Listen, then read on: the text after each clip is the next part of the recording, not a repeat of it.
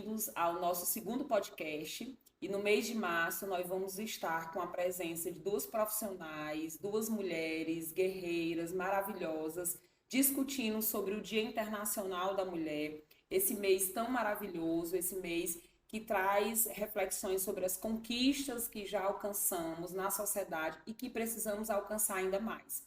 Então, nós vamos ter a presença dessas mulheres maravilhosas, Isabel Érica, assistente social, professora do Centro Universitário Santo Agostinho, mãe, esposa, mestre e doutora em políticas públicas, servidora da Fundação Municipal de Saúde, Sim. minha amiga e uma mulher maravilhosa e muito guerreira.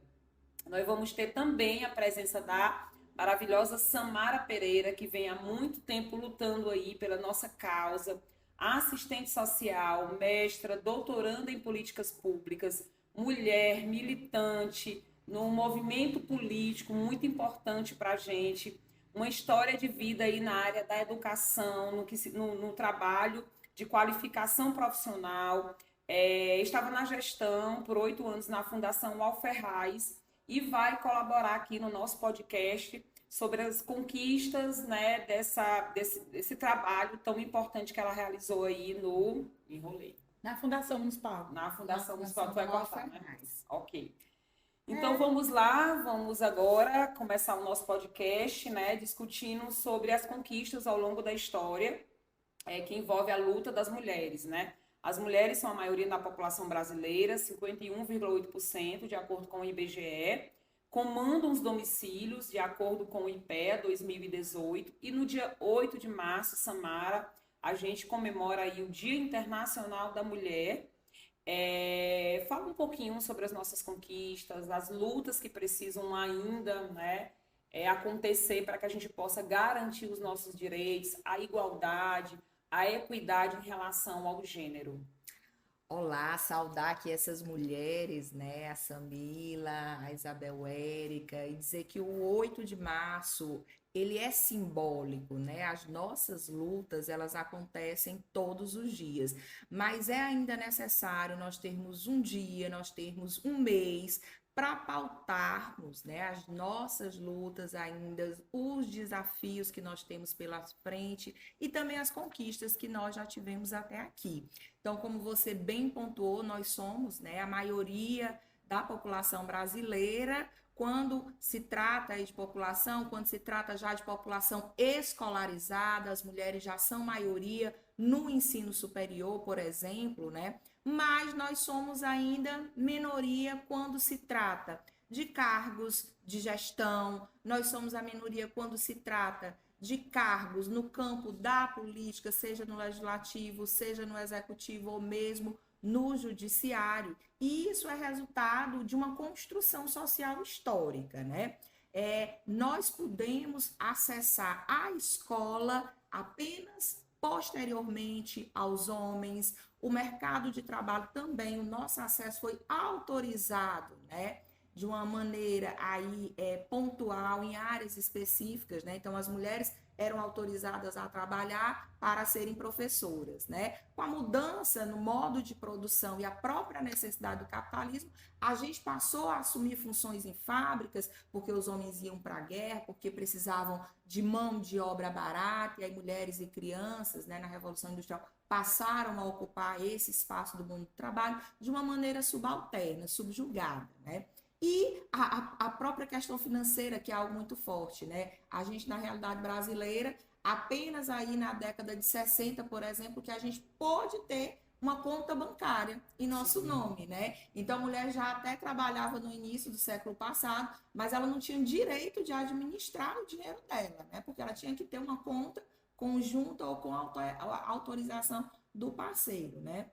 A própria questão da laqueadura como uma decisão da mulher é algo muito recente, porque antes a gente dependia aí da autorização, então o poder, a decisão sempre esteve muito centrado nos homens, né? E a nossa luta histórica é por igualdade, né? Por termos também as mesmas possibilidades, as mesmas oportunidades e termos reconhecido aí as diferenças enquanto mulher. Então, quando a gente fala, por exemplo, da questão, né, do mundo do trabalho, que é algo importantíssimo na vida de qualquer pessoa, de homens e mulheres. E aí a gente pensa na dimensão do cuidado, na dimensão da maternidade, né? Quem termina sendo penalizado nesse processo é a mulher. A mulher que deveria ser protegida, porque cumpre ali uma função social importantíssima para a nossa sociedade. Verdade. Não é, professora Isabel? E essa função social, primeiro, é que prazer, né? A gente está aqui nessa roda, nesse debate, nesse momento para desvelar algumas questões que a gente precisa entender por que elas são postas, porque elas fazem parte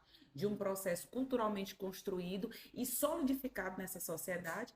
E aí esses espaços, como a Essencial Terapêutica está oportunizando, são assim necessários para que a gente abra caminhos, abra olhares. E quando a Samara fala de liderança e quando ela fala da maternagem, olha que interessante, nós não somos construídas enquanto mulher para liderar. Nós somos construídas para cuidar.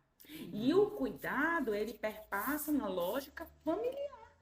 Então, dentro desse cenário de maternagem, do cuidado e da não liderança, nós vamos ocupando lugares que só pode ser ocupado se for dentro de um cenário doméstico. Olha aqui. E quando há, talvez, dentro desse cenário, ou assertivamente, né, uma recusa ou uma problematização para a liberdade ou questionamento, nós somos cerceados essa liberdade.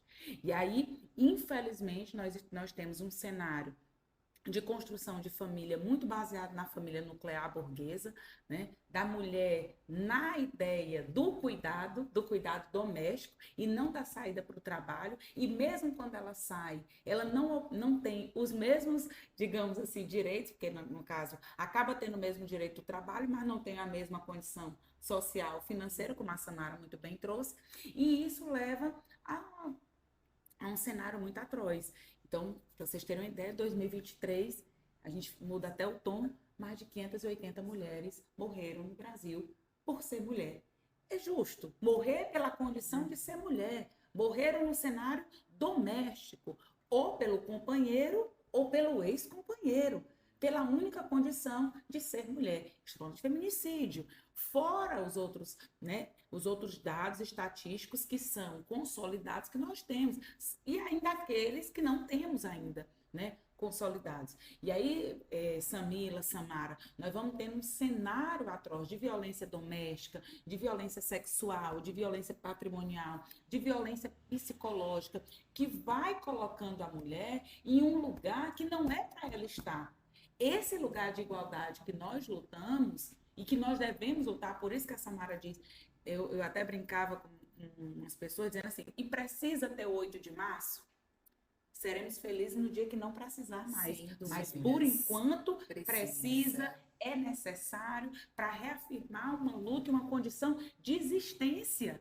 E aí eu trago aqui, porque eu estou trazendo um pouco do olhar social, por que na pandemia nossa vida foi ameaçada? Olha que interessante a pergunta que eu fiz. Por que ela foi ameaçada? Pela condição de estar no cenário doméstico 24 horas. Entende? Então, essa coisa do cuidado, da função social atrelada unicamente à figura feminina, ela foi fortalecendo várias ramificações aí de cenários que prejudicam a mulher. Então, esse momento aqui é um momento muito importante, e aí eu quero muito ouvir mais a Samara. A Samara vem de uma trajetória de lutas e de colocação da mulher em um outro lugar, que é a qualificação profissional. Quero que ela fale sobre isso, mas eu também quero aqui deixar um recado para nós mulheres. Nós sempre seremos questionadas. Se você se arruma muito, você será questionada por se arrumar demais. Se você não se arruma, você será questionada por não se arrumar demais. Se você gosta de festa e gosta de ter um comportamento que não é o padrão, você vai ser julgada. Você vai ser julgada pela idade, você vai ser julgada por suas decisões. Por ter ou não ter filho. Por ter ou não ter filho. E aqui eu faço um desafio. Que tal agora a gente começar, não agora, há muito tempo, mas enaltecermos as mulheres? A Samila fez isso aí, amigas maravilhosas, é isso mesmo que nós somos, cada um em seu lugar, esse sol é grande demais. E é muito interessante essa sua fala, né, trazendo o olhar da psicologia. Então, na minha prática clínica, como eu tenho uma especialização na área do serviço social, eu consigo enxergar toda essa estrutura relacionada à questão do machismo e do patriarcado. E isso me ajuda muito no processo de cuidado com essas mulheres. Eu atendo muitas mulheres que são vítimas de violência, de relacionamentos tóxicos e que relacionamentos que elas não conseguem sair. E quando a gente problematiza, por exemplo, inclusive essa pergunta, né? Se você pudesse desenhar ou retratar essa família brasileira, que papel você tem dentro dessa família como mulher? E aí a gente percebe o quanto esse machismo, né, estruturado, isso é tão organizado de uma forma que ela E não percebe. fortalecido pela sociedade. Né? Eu acompanho uma senhora agora e ela conseguiu sair. Ela disse, qual é o maior desafio da saída do relacionamento? É o vizinho que todo diz, agora ela ficou solteira. Mulher volta, pelo menos ele tem um homem em casa.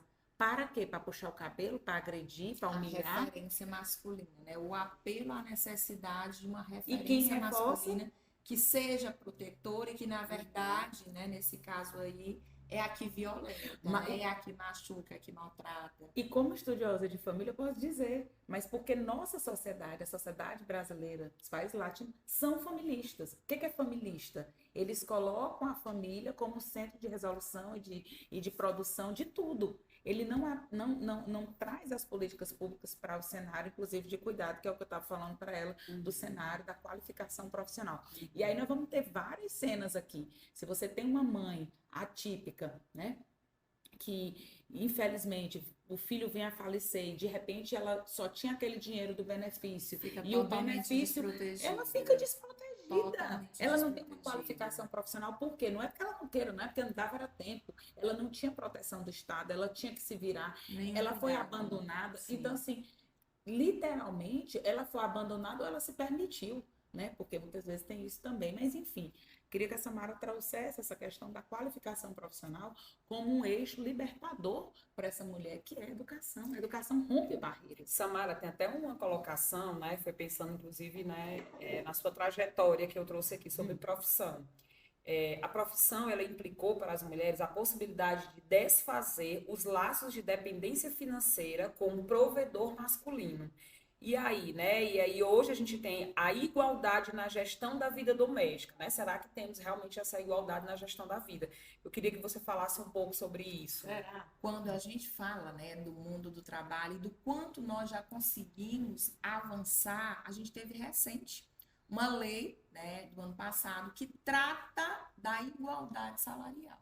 Porque as mulheres, né, que estavam e estão nos mesmos cargos, mesmas funções ocupadas por homens, ganhavam menos, né? Porque nas gratificações, naquilo que podia ser colocado a mais, no plus, o homem recebia e a mulher não. E hoje as empresas, né, ou instituições são penalizadas por isso, né?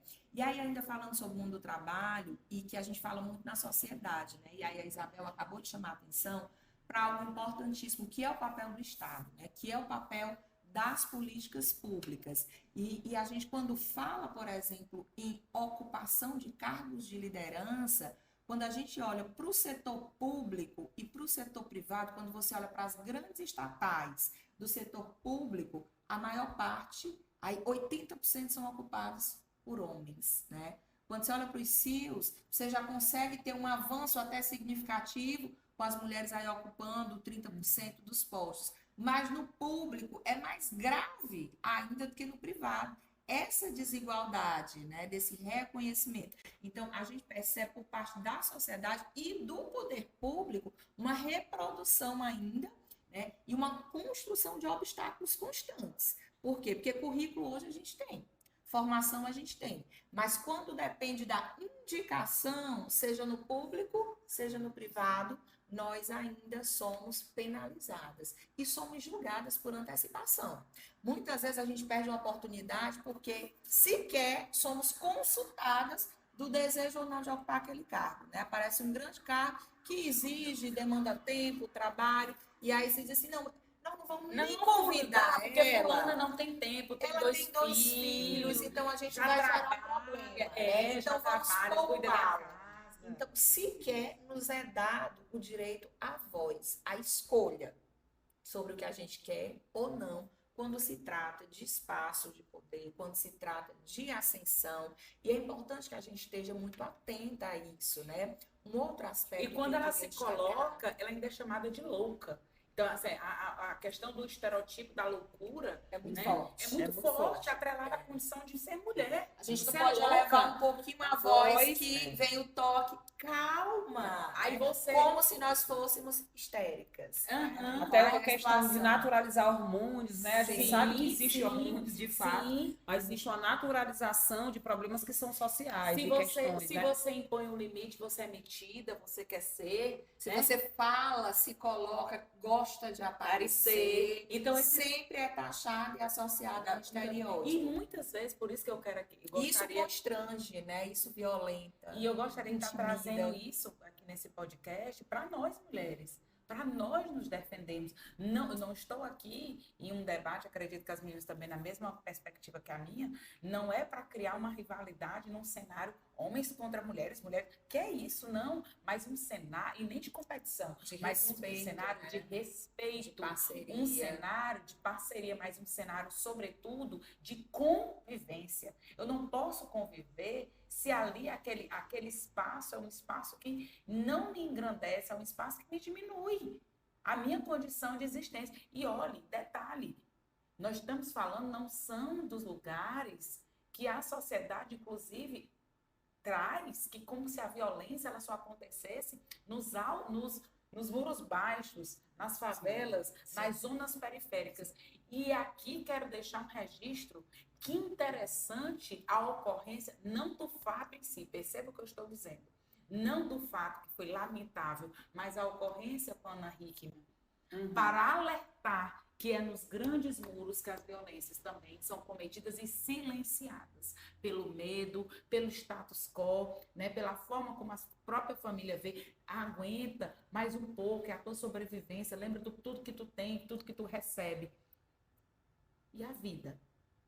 Vai ser mais uma estatística das 582 mortes? Mesmo quando a mulher, nesse caso, ela tem autonomia Mesmo financeira, financeira, né? Ainda assim, existe todo um movimento social no sentido de que ela permaneça naquela relação, né? E sem dúvida, desvela isso, de como trespassa as diferentes realidades, as diferentes classes sociais. Então, os desafios que nós vivemos, eles podem ser até diferentes, né? Em uma classe, mas estão sempre ali presentes e atravessados por essa dimensão de uma sociedade que carrega muito fortemente ainda a cultura, o machismo. a cultura machista, ela é forte.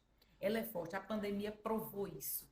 Porque quando nós ficamos numa condição de isolamento, né, lockdown, né, distanciamento, por que aumentou os casos de violência? Porque o cenário doméstico, ele ficou mais ali, ó, né? E é interessante, né, as que relações, alguns casos, né, de feminicídio, eles acontecem 5, 10 anos depois, né? Eu lembro da pergunta de um aluno, professora, mas assim, tem alguma justificativa, né? 10 anos depois, né? Como é que esse homem, né, vai matar essa mulher? Então, tanto tempo se passou? E aí a gente trabalha muito a questão da ideia de posse, né? Desse corpo que é minha propriedade, e esse corpo está violando, né? Ele acredita que está violando a propriedade, está violando. Então é muito interessante isso, porque ele fala justamente dessa estrutura tão bem orquestrada e organizada.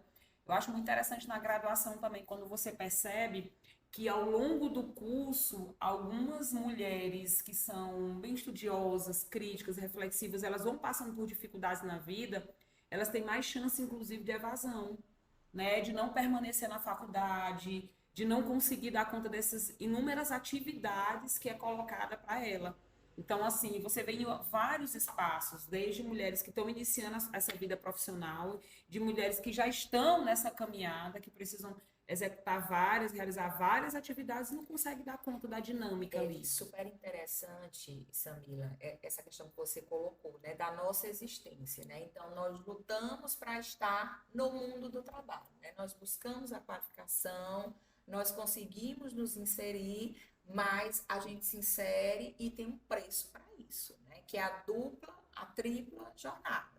Porque a quantidade de horas que você se dedica às atividades domésticas, ao cuidado com filhos ou com os pais, com pessoas que sejam dependentes, né, que precisem de cuidado, faz com que muitas vezes a gente sinta que aquela carga é tão pesada que não dá para conciliar realmente, né? Algumas mulheres chegam à exaustão, como você certamente atende, né? Mulheres que chegam numa situação de ter que, não, eu não vou mais ocupar esse espaço, eu vou realmente me voltar para o cuidado, para os filhos, para a família, porque eu não dou conta, né? Por quê? Porque ela é penalizada e levada a tomar muitas vezes uma decisão, ou ela terá que conviver com essa sobrecarga, né, que penaliza, inclusive, a saúde mental, a saúde física, né? E aí a gente tem também, hoje, que a gente não pode negar, uma outra situação, né?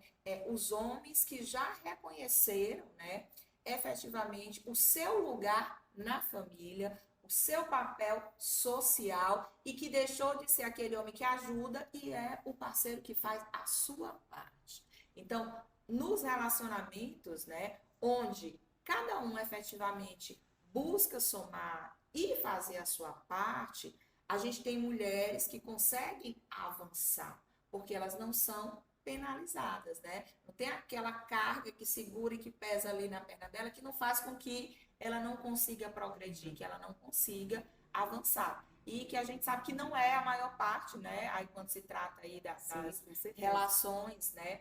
Falando especificamente desse modelo entre homem e mulher, que as mulheres conseguem efetivamente conciliar de uma maneira mais tranquila, né? Eu ia até perguntar isso para vocês, né? O que avançou, né? O que hoje está bem melhor, que a gente conseguiu garantir como direitos, né? O serviço social, eu sou muito apaixonada, né, pelo serviço social, porque a formação, você é testemunha disso, né? Acho que a formação de vocês, ela foca muito nessa estrutura social, né? Esse reconhecimento e conhecimento, desvelamento, na criticidade. E aí, muitas coisas que não é visível, né? Não é muito palpável ali, vocês conseguem trazer para uma reflexão crítica e tirar aquela pessoa de uma condição de alienação. Acho isso fantástico, né? Por isso que eu fui atrás do serviço social para ajudar a compreender a estrutura dessa sociedade, porque eu trabalho numa perspectiva de um indivíduo, mas um indivíduo que é nesse processo relacional, né? Então, o que é que hoje nós avançamos? Vou dar um exemplo desse podcast. Sim. 3 mulheres sendo aqui entrevistadas, dialogando, e 2 homens filmando, se colocando à nossa disposição. Exemplo claro disso. Sim, adorei. Né? Exemplo claro, né? Numa relação de quê? De igualdade, sim, de respeito. Exemplo. Outro exemplo, eu ia até finalizar com isso, mas acho que eu já posso até ir me encaminhando aí para os avanços, foi no Dia da Mulher. Amanheci, fiquei por ali, e aí eu cheguei para meus filhos, em especial o João, mais velho, eu disse, João, hoje é o Dia da Mulher, tu não vai me dar os parabéns? Ele, oxe, mamãe, todos os dias são dia de vocês, te amo tanto, mãe. Quer dizer, que bom que o João Manuel, na sua singeleza, naquele momento, ele fez isso. E que daqui a uns, sei lá, 30 anos, a gente possa ter vários exemplos como esse. Eu não trago também, eu trago esperança de melhoras, mas também trago um cenário que a gente precisa desvelar. Esse mundo da competitividade, o mundo que tudo é fácil, parece que o dinheiro está sendo feito, inclusive, de forma automática, né? De forma muito rápida. A dependência digital, que vamos dialogar também sobre isso, né? O espelhamento no outro, eu tenho que ser igual ao outro, eu tenho que ser melhor do que o outro, né? Eu tenho que ser aquilo, sabe? Todo mundo agora se deu o direito de ter o domínio de uma fala, de uma condição, e isso é perigoso, é perigoso. Da superficialidade das relações, sim, né? Da não empatia, da não implicância, eu não me implico pro outro, a dor do outro não é minha, é a minha não vida. Dialogo, não né? dialogo. Não então, reconheço no outro. Tenho avanços, né? Estamos aqui, mas temos desafios. E os desafios eu coloco em nossas mãos. E eu acho que o primeiro deles é nos apoiarmos, nos dar sem mão, dúvidas, sabe? Acreditar que sem tem uma dúvida, mulher nos vendo, nos assistindo, nos apoiando, sabe? Sair desse lugar do julgamento, reconhecer a história do outro, entender o outro, abraçar o outro, acolher o outro, faz muita diferença do que o julgamento, que antecede a tudo. E que, assim, na verdade, é muito interessante essa questão. Eu trabalho muito isso na psicologia, né? Então, o julgamento ele é muito superficial, Sim, né? Ele machuca demais. né, muito superficial no sentido que ele é construído, né, num estereótipo, né, para que quem estuda tanto. E ele é muito superficial porque ele é um recorte, porque eu estou vendo um retrato, né? Eu usei até essa palavra da Samara, que eu estou, e eu vou julgar por alguma questão específica dessa imagem. Eu não consigo fazer o contexto, né? Que até é uma prática que a gente trabalha dentro da psicologia. A psicologia trabalha muito essa questão de contextualizar. Importante. Contextualize para que você possa pensar e produzir um discurso. Então, o que é contextualizar, né? Então, quando eu chego hoje na sala de aula, eu trabalho isso muito com os alunos, né? Uma vez eu vi a Isabel Érica falando uma frase tão interessante sobre a questão do acolhimento do aluno com a gente também. Sim. Né? Que a gente precisa entender que a gente chega toda quebrada, toda cansada, né? Com várias demandas emocionais que não foram curadas ali da noite para o dia e que a gente está ali, né, trabalhando e que precisamos também desse acolhimento. E eu achei tão interessante isso naquele dia que você se colocou, na verdade, como vulnerável, né? Sim. Vulnerável, que eu tenho dificuldades e que eu preciso também do acolhimento de vocês. A dimensão do humano. Do humano, né? Muito que bacana está em todos isso. nós. E essa questão da contextualização é justamente isso, né? Antes de você julgar, né, essa mulher por ela estar magra, se ela está alta, se ela é isso, se ela é aquilo, então são vários julgamentos que a gente realmente passa, né? A gordofobia, né? Passei anos da minha vida sofrendo com a gordofobia, porque o padrão de mulher é um padrão magro, né? Então as roupas são difíceis comprar roupa para você. Então assim, você Isso passa é uma muito vida, imposto né? à mulher, né? Padrões, né? A gente precisa nessa sociedade ainda romper muito isso, né? E isso tem a ver exatamente com o direito de decidir, né?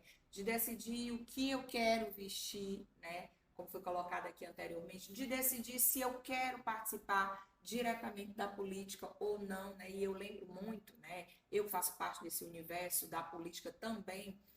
Quando resolvi, anos anteriores, ingressar no universo da política, um colega, né, que já estava no universo da política, perguntou para mim: e teu marido diz o quê? E teus filhos? Vão ficar com quem? Vão ficar com quem? Né? E eu disse: olha, meus filhos têm família. Né? Então, Eles têm família, não apenas Avô, mãe, porque rede de é apoio. colocado sobre nós a responsabilidade absoluta da família. E aquilo é uma forma de constranger e de afastar a gente dos espaços Você de sente poder. culpado, inclusive, né? Essa Sim. frase culpabiliza, você Sim. está no lugar errado. Sim, sem dúvida, né? Então, esse direito de decidir, né? Para onde quero ir, onde quero estar, se vou, né, progredir, continuar ali, fazer uma pós-graduação ou não, que seja dado, se quero assumir um cargo ou não, que seja dada essa possibilidade de escolha, né? Se quero usar uma roupa curta ou não, decote ou não, sem ser julgada, né? Sem dar direito ao outro a passar a mão. Ah, mas ela provocou, né? Como assim? Então, a ideia da culpabilização sempre sobre a mulher. Tudo isso através do nosso direito de decidir. Né? E essa dimensão da culpa que é colocada aí a todo momento, né? Então, eu acho que Essa responsabilização, ela é muito forte, ela é muito pesada, ela é muito, ela criminaliza muito. Sim. Sabe? Essa penalização, essa culpa, esse depósito de responsabilidade que poderia ser conjugado, Sim. que poderia ser partilhado, que poderia ser ali comungado. Mas por que não é comungado e não é partilhado? Retomemos o início, porque foi construído socialmente, historicamente, para que nós cheguemos, né, para que nós chegássemos a esse movimento. E romper isso é um desafio. Por quê? E aí, diante do cenário, né, midiático que a gente vive, que nossa vida é um flash, que a nossa vida é um recorte, o julgamento ele vai mais a fundo ainda. Sim. Então, você tá ali, você tem que se mostrar 24 horas, você tem que estar bem 24 horas, você tem que estar leve 24 horas, você não pode alterar a voz, tá louca, tá estressada, Sim. né? Você faz muito isso. Então, se você... Gente, quero aliviar o coração. Vocês vão ser julgados por qualquer coisa. Por nós estarmos aqui, nós vamos ser julgadas. Se nós não estivéssemos aqui, nós seríamos julgadas. Isabel ia sair, fala coisa boa. Faça o que lhe dá prazer. Faça o que lhe faz bem. Construa sua própria narrativa. Construa né? a sua narrativa. narrativa. Construa a sua Esse é o grande história. desafio. Tenha paz. paz, seja para esse plano, seja para outro plano. Eu tenho um propósito para outros planos, para outro plano, né? Outros não, para outro plano, né? E cada um vai ter o seu, e não é aquele tá tudo bem, não, que virou moda, né? E tá tudo bem, não. É a sua história, respeite. E dentro da Maravilha. construção dessa história, né, é só destacar ainda a dimensão do acolhimento, né? Tudo bem. E especialmente entre as mulheres. Nós já somos tão julgadas, tão sobrecarregadas, tão penalizadas, né? Tão apontadas a todo momento. E como nós precisamos dessa força, desse acolhimento, especialmente de alguém que passa por situações próximas, né? Então, essa dimensão daquilo que é denominado de sororidade faz toda a diferença, né? Motiva, inspira, Impulsiona. é suporte, impulsiona, faz com que a gente possa seguir por nós e por outras, né? Por nossas meninas. Então, assim, a nossa jornada não é fácil. Não. A nossa jornada é cheia de desafios. E nesse processo, essa sororidade faz toda a diferença. Maravilha, gente. Vamos finalizar nosso podcast com uma data, né? 1879, as mulheres conquistaram acesso às faculdades, como eu comecei. Então, assim, essas mulheres hoje estão aqui numa luta, né? Somos todas de instituições superior que tentamos todos os dias trazer um ensino de qualidade, compromisso profissional para que as pessoas possam mudar a realidade do nosso país. Nosso país é tão sofrido, tem tantas dificuldades, tantas problemáticas. O feminicídio é uma delas. Então, nós somos mulheres que, através desse podcast, queremos encontrar outras mulheres, através desse meio midiático, que é para ser feito, né, de forma legal, ética, bacana, responsável, isso é muito importante, que promove o acolhimento. Então, a gente contou aqui com a participação da Samara, que é a sua conquista. Continue, eu admiro, eu de longe, às vezes a gente não consegue se encontrar porque são muitas atividades, E que mas bom que tem admiro. muitas atividades. E que bom, né? Uma colega disse, Isabel, mas é porque vai ser só 30 minutos. Eu de mulher, que seja os últimos 30 minutos da nossa vida. E vai ser bom, e vai ser prazeroso, e vai marcar. A felicidade está em um momento e não uma situação longínqua. Acaba com essa coisa. Tem que ter uma circunstância. Gente, isso aqui foi prazeroso e que seja prazeroso para outras mulheres que estejam nos ouvindo, que ouviu 5 minutos e que marcou, que virou chave. É isso. Isso mesmo, né? E que espelha, né? Espelha a luta de meninas também, de adolescentes que estão iniciando essa caminhada, que é uma caminhada que às vezes é difícil, mas que tem muitas conquistas. Então, o nosso podcast é essencial ter podcast com Samila Leão, contou com a presença da Isabel Érica, da Samara Pereira, duas mulheres aguerridas que estão construindo um caminho aí que com certeza vai abrir espaço para outras mulheres, né? Eu acho que nossa proposta é essa. E assim, eu gostaria de finalizar com uma frase que a Isabel até trouxe do filho dela e que eu vivenciei com meu filho também, né? Que é quando ele coloca assim, mamãe, a gente não pode mais gritar com as mulheres, né? Então, assim, como a escola é importante também nessa luta, ele está reforçando, como nós, mulheres em casa, educadoras, no espaço doméstico, precisamos estar atentos a essa educação que nós realizamos com os nossos filhos, porque muitas vezes a gente termina reproduzindo aquilo que é posto, né? E aí a gente precisa efetivamente se policiar, né? E construir essa sociedade mais justa, né? Que reconhece as diferenças e que alimenta a igualdade. Isso mesmo, né? Eu acho que a frase dele reflete isso, né? O quanto eles já estão mergulhados numa cultura, numa sociedade que respeita as mulheres. Deveria ser sempre assim, mas infelizmente às vezes não é, mas nós estamos na luta e aqui de olho, né? Para que a gente possa construir uma sociedade justa, igualitária, equânime, participativa, que respeite as mulheres, que preserve as nossas vidas, né? Nossas vidas importam e muito. E os nossos próximos podcasts vão contar com discussão sobre saúde mental. O mês de março foi o mês das mulheres e contamos com a discussão sobre as mulheres. Vamos ter a discussão também sobre o autismo, né? em alusão a temas como o autismo, que são extremamente importantes e relevantes. A Bel Érica também aqui Se você está nessa gostar da nossa luta, participação, viu? a gente volta de novo. E outras lutas, como Setembro Amarelo, vocês serão sempre bem-vindas ao nosso podcast. Então, tchau, tchau. A gente se encontra no próximo episódio com a discussão sobre saúde mental. Fechamos. Show.